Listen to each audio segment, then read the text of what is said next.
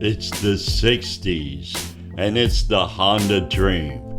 Imagine owning a motorcycle that is half the size and displacement of a Triumph and is faster and lighter, has more embellishments, buzzers and bells, and it costs less.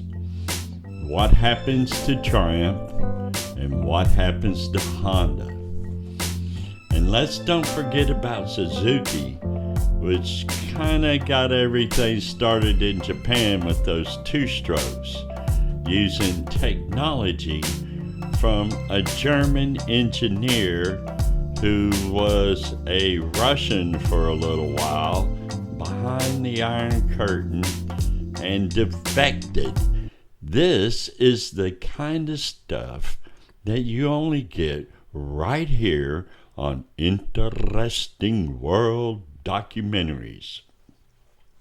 And after World War II, some American veterans found a replacement for the camaraderie, excitement, and the danger of life in motorcycles and war. Group loosely organized clubs, motorcycle riders in the U.S. created a new social institution, bikers, which was later skewed by the outlaw persona of Marlon Brando, portrayed in the 1953 film The Wild One. In Europe, on the other hand, post-war motorcycle producers were more concerned with design, practicality, economical transportation than the social aspects of a biker image. Italian designer Piaggio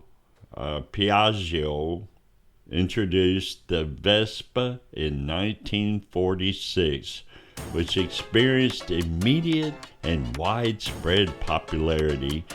Imports from the UK, Italy, and Germany thus found a niche in the US markets that American bikes did not fill. The BSA Group purchased Triumph motorcycles in 1951 to become the largest producers of motorcycles in the world, claiming 1 in 4. The German NSU was the largest manufacturer from 1955 until 1959, when Honda became the largest manufacturer in the world. British manufacturers Triumph, BSA, and Norton retained a dominant position in some markets until the rise of Japanese manufacturers led by Honda in the late 1960s and early 1970s. The role of the motorcycle shifted in the 1960s from the tool of a life to the toy of a lifestyle. It became part of an image, of status, a cultural icon for individualism, a prop in Hollywood B movies. The motorcycle also became a recreational machine for sport and leisure, a vehicle for carefree youth. Not essential transportation for the mature family man or woman, and the Japanese were able to produce modern designs more quickly, more cheaply, and of better quality than their competitors. Their motorbikes were more stylish, more reliable, so the British manufacturers fell behind as mass market producers. Honda was officially founded in Japan on September 24, 1948, introduced their single overhead cam inline 4 CB750 in 1969, which was inexpensive and immediately successful. It established the across-the-frame 4 configuration as a design with huge potential for power and performance. Shortly after the introduction of the single overhead cam, Kawasaki demonstrated potential of the 4-stroke 4-cylinder engine with the introduction of the, wait for it, KZ900. What a motorcycle that was. Whew. But we owe a lot of this to Suzuki. We kind of got going here and left them behind. Suzuki, Kawasaki, and Yamaha each started producing motorcycles in the 1950s.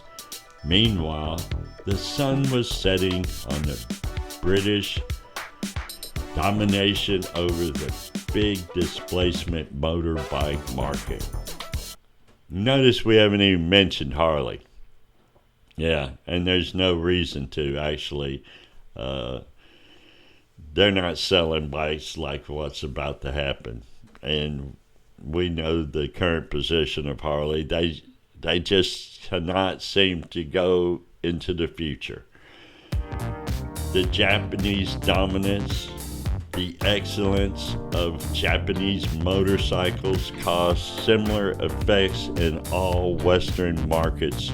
Many Italian bike firms either went bust or only just managed to survive.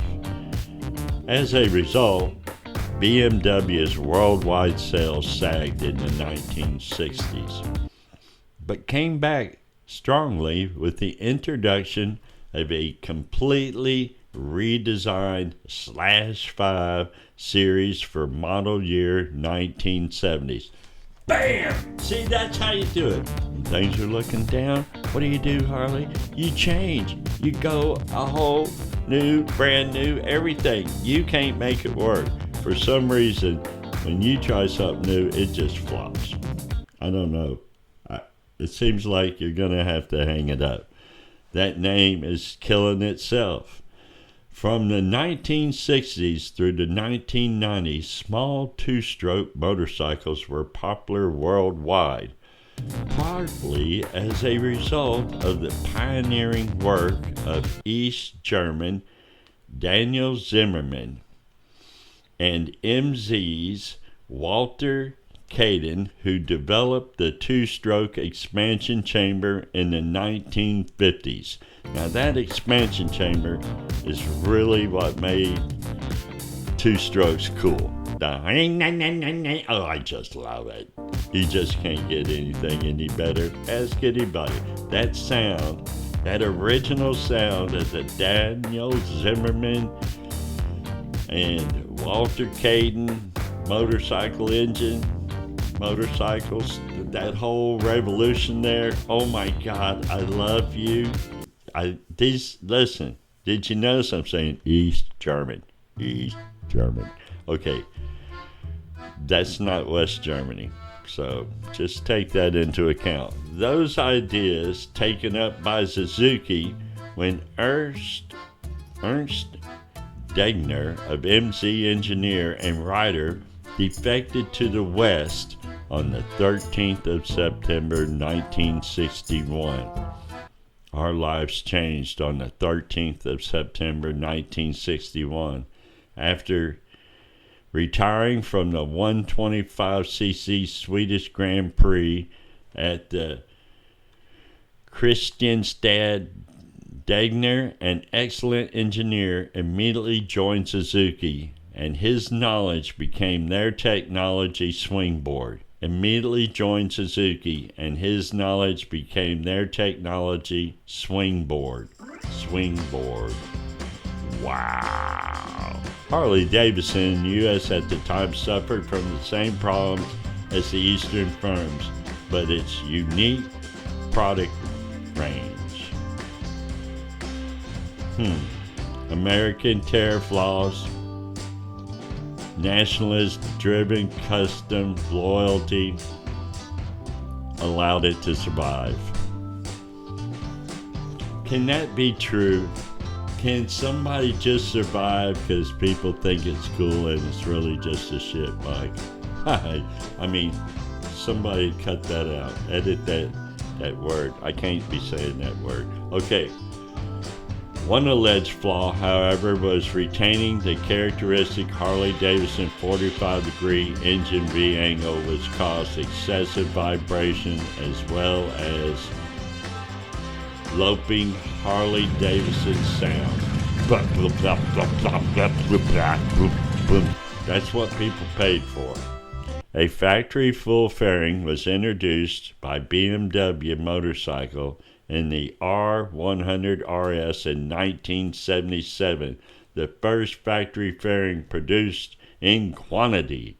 In 1980, BMW stimulated the adventure touring category of motorcycling with its dual sport model. Now that's what you do, baby. That's how you get somewhere. Hey, I'm gonna show you what you should be riding that's better, cooler, wilder, more fun. R80GS. In 1988, BMW was the first motorcycle manufacturer to introduce anti-lock brakes. I hate them. On its sporting K100 RS SE and K1 models. Now, I haven't driven those models, and I don't know how that ABS works, but I've had ABS. I hate it. I disconnected immediately. I think it should be illegal. It's the devil.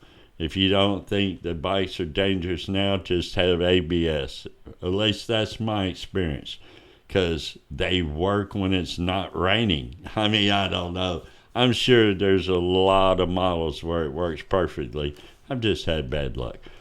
Okay, I'm telling you, this Honda thing has really freaked us out. And the Suzuki thing really freaked us out. But what we haven't talked about is Yamaha and Kawasaki. Now, Yamaha and Kawasaki also had a big part of this too. It's just that Suzuki was the first one to throw down and hard in Japan. And so that got Honda, he wants to race. Now, the whole time this is going on, they're trying to race. And so it's more than just making motorcycles for these people. It's proven that their stuff is better, faster. And so if you wonder why the Triumph got left behind, how can a motorcycle be half the size, weigh 25 pounds less, have more embellishments, electric start? It had electric start. It had stuff designed just for it. It wasn't off the shelf either. This was a luxurious motorcycle for less money.